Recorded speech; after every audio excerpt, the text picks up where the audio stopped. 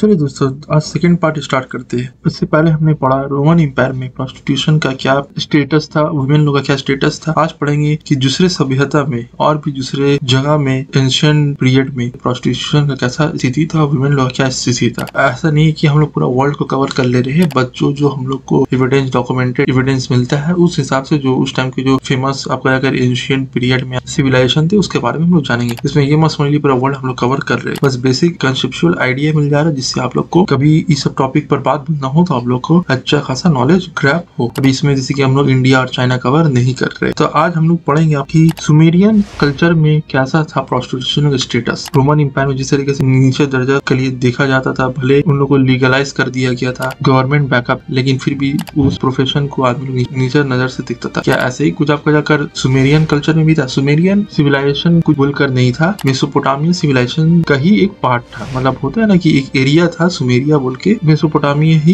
Civilisation का एक part था। जो सदर्न आज का जो मॉडर्न इराक है उसी का सदर्न पार्ट पे ये उस टाइम में स्थित था। तो उस टाइम में टेम्पल बना होता था जिसे हाउस ऑफ हेवन कहा जाता था, जो बहुत सारे डीटीज यानी कि बहुत सारे देवी देवताओं को वो जो टेम्पल था वो डेडिकेटेड होता था। और ग्रीक हिस्टोरियन हेरोडोटस जिसने किताब लिखा है हिस्ट्री, उसने ये बात को मेंशन किया है सीक्रेट प्रोस्टिट्यूशन के बारे में कि ये सीक्रेट प्रोस्टिट्यूशन उस टाइम में सुमेरियन सिविलाइजेशन का टाइम यानी मेसोपोटामियन सिविलाइजेशन का टाइम में सुमेरिया में ये सेक्रेट प्रोस्टिट्यूशन बहुत ज्यादा प्रचलित था, बहुत ज्यादा फेमस था। लोग ये सब को बहुत ज्यादा मानते थे और करते थे। ये सेक्रेट प्रोस्टिट्यूशन होता है क्या? सेक्रेट प्रोस्टिट्यूशन मतलब सेक्रेट का मतलब होता है होली, जो पाक साफ, जो गॉड से लिंक हो। बात समझ में आया ना? तो प्रोस्टिट्यूशन उस टाइम में एक अच्छा प्रोफेशन के तौर पे देखा जाता था सुमेरियन कल्चर का टाइम में। तो सुमेरियन का रिकॉर्ड के हिसाब से 2400 BCE में सबसे पहले ये प्रोस्टिट्यूशन के बारे में रिकॉर्ड किया गया है और बताया गया है कि एक ब्रोथेल, पहले वो जो टेम्पल था वही समझ लीजिए एक ब्रोथेल हुआ करता था। और वो जो ब्रोथेल यानी कि वो जो टेम्पल है, वो टेम्पल को ऑपरेट प्रीस्ट लोग करता था उस दौर का। वही सुमेरिया में एक शहर है उरुक, वहीं पर ये स्थित था। ऐसा नहीं कि सिर्फ उरुक में था, ऐसा बहुत जगह था, लेकिन उरुक में जो था वो बहुत ज्यादा फेमस था। उसका एविडेंस आज भी आपको देखने को मिलता है। उस टेम्पल को ककुम भी कहा जाता है। तो वो जो प्रोस्टिट्यूशन लोग का जो ब्रोथेल होता था उस टाइम में, उस जगह को ककुम भी कहा जाता था या टेम्पल भी कहा जाता था, जो एक गॉडेस थी जिसका नाम था स्थर, उसे डेडिकेटेड था। और यहाँ इस टेम्पल पे 3 दर्जे की औरत रहती थी, 3 ग्रेड्स, हायरार्कियल सिस्टम था। मतलब होता है ना कि सोसाइटी में first class, second class, third class, ऐसे ही था।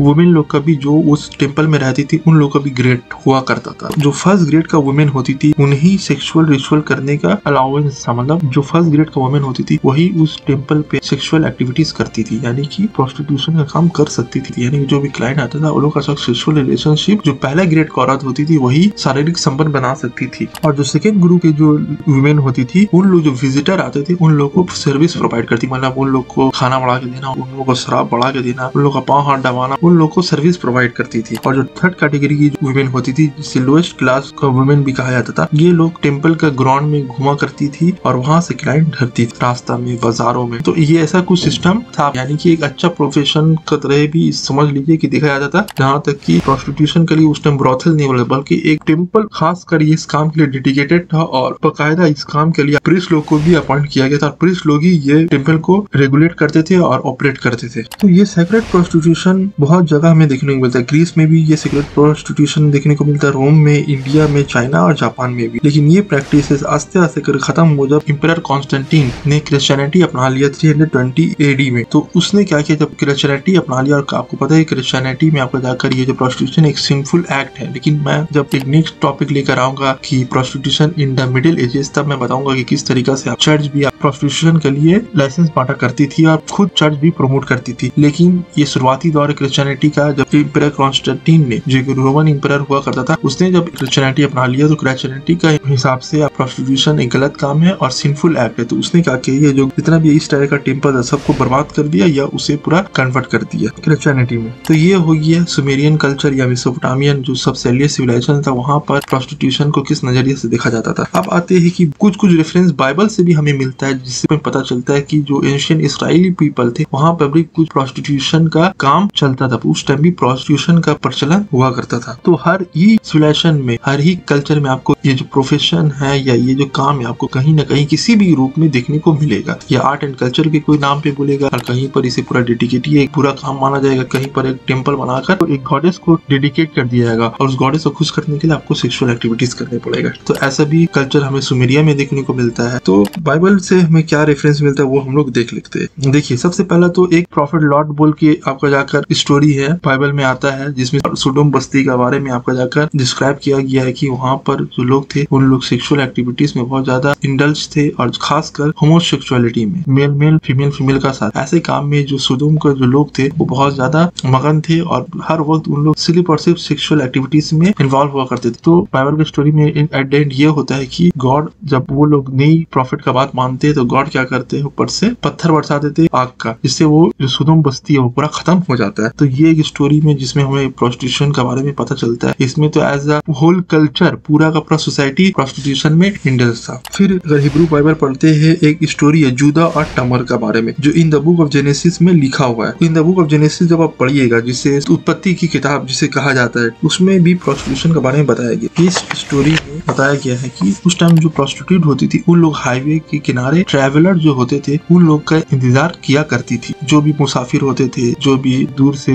ट्रैवलर्स होते थे जाते थे, तो उस टाइम को प्रोस्टिट्यूट क्या करती थी, जो हाईवे वहाँ पर खड़ी रहती थी अपना मुंह को ढाक कर। और उस टाइम में मुंह को ढाकने का मतलब आदमी ये समझता है कि ये प्रोस्टिट्यूट है। और उस टाइम को जो प्रोस्टिट्यूट होती थी उन लोग को पैसा का जरूरत नहीं होता था, क्योंकि ये एंशिएंट टाइम का बारे में बताता है। उस टाइम में पैसा से ज्यादा बार्टर सिस्टम हुआ करता था, एक सामान लो एक सामान का बदली। तो उस टाइम में आपका जाकर सबसे ज्यादा डिमांड था बकरी का बच्चा का। एक बकरी का बच्चा का बहुत ज्यादा डिमांड था। आज आप सोचिए कि एक बकरी का बच्चा का क्या ही इंपॉर्टेंस है, लेकिन उस दौर में सोना जेवर से भी ज्यादा इंपॉर्टेंस एक बकरी का बच्चा का हुआ करता था। तो जो भी प्रोस्टिट्यूट होती थी वो सेक्स करने के बदले मांगती थी एक बकरी का बच्चा। अगर वो कोई बकरी का बच्चा मान ली मुसाफिर है, वो बकरी का बच्चा तो अपना साथ लेके घूम नहीं सकता, तो वो मान ली एक बकरी का बच्चा का जितना भी अमाउंट होता है उसका वैल्यू, उतना वैल्यू का अपना पास जो वैल्यूबल सामान होता था, वो एक बकरी का बच्चा का हिसाब का जो भी उसके पास पैसा होता था या उसका पास वैल्यूबल ऑर्नामेंट्स होता था, वो उसका पास गिरवी रख देता था। जब वो आदमी वो बकरी का बच्चा दे देता था तो वो वैल्यूबल चीज वो उस प्रोस्टिट्यूट से वापस ले लेता था। ऐसा कुछ प्रचलन था आपका जाकर एंशिएंट इसराइली लोगों का टाइम में। तो उस टाइम में बोला जाता है कि एक बकरी का बच्चा वही अफोर्ड कर सकता था देना जिसका बहुत सारा भेड़ बकरी मवेशी है। क्यों? क्योंकि एक टाइम का सेक्स के लिए कोई भी एक बकरी का बच्चा अफोर्ड नहीं कर सकता देने के लिए। सोच लिए कि उस टाइम में एक बकरी का बच्चा का बहुत ज्यादा कीमत था कि कोई भी नॉर्मल मिडिल क्लास वो एक टाइम का सेक्स के लिए, वन टाइम सेक्सुअल इनकाउंटर के लिए, मतलब एक रात के लिए आपका कोई लड़की के साथ अगर मान संबंध बना रहा है उसके लिए वो एक बकरी का बच्चा अफोर्ड नहीं कर सकता देने के लिए। लेकिन जो बहुत ज्यादा अमीर इंसान होता था वही अफोर्ड कर सकता था।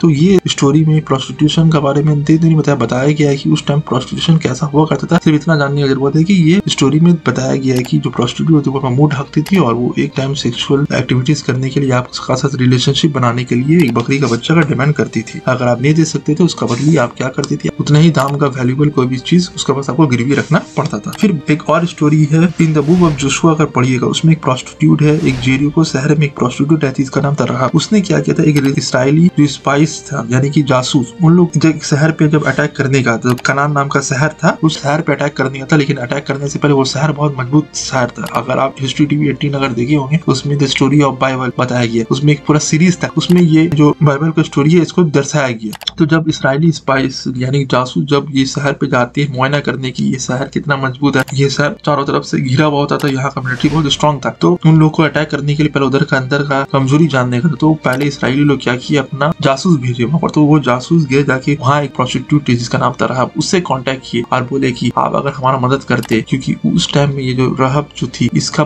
बड़ा राजा लोग से, राजा का नोबेल्स लोग से, बड़ा मिलिट्री जनरल से, मिलिट्री कमांडर लोग से इसका अच्छा ताल्लुकात थी, क्योंकि सबका साथ रिलेशनशिप बना हुई थी और ये एक नामी ग्रामी प्रोस्टिट्यूट थी उस कनान शहर का। तो एक डील हो गया इसराइली लोग का साथ और ये राहाब का साथ। इसराइली लोग ने बोला कि आप हम अगर इन्फॉर्मेशन देते और ये सीक्रेट रखते और अगर किसी को पता नहीं चलता तो हम लोग जब यहाँ पर शहर में अटैक करेंगे तो आपका फैमिली और आपको हम लोग प्रोटेक्शन देंगे, आपके ऊपर कोई भी अटैक नहीं करेगा। और ऐसा ही कुछ हमें देखने को मिलता है, जब वो अटैक किए तो उन लोग जो राहाब थी उसका और उसका पूरा फैमिली को प्रोटेक्ट कर लिया गया, बचा लिया गया। फिर बाद में वो जो राहाब थी वो इसराइली का कोई बहुत नामी ग्रामी आदमी से फिर उसने शादी भी रचा लिया, तो उसने एक अच्छा लाइफ स्पेंड किया। फिर बुक ऑफ रिवलेशन अगर पढ़िएगा उसमें होर ऑफ बेबीलोन बताया गया। होर का मतलब होता है वैश्य, तो उसमें भी बताया गया, उसमें भी स्टोरी है बेबीलोन का शहर का, किस तरीके से बेबीलोन यानी कि समझ लीजिए सुमेरिया के बारे में ही बात किया जा रहा है, जो मेसोपोटामिया कैपिटल था, उसमें बताया गया है Babylon the great, the mother of prostitute and abomination of the. तो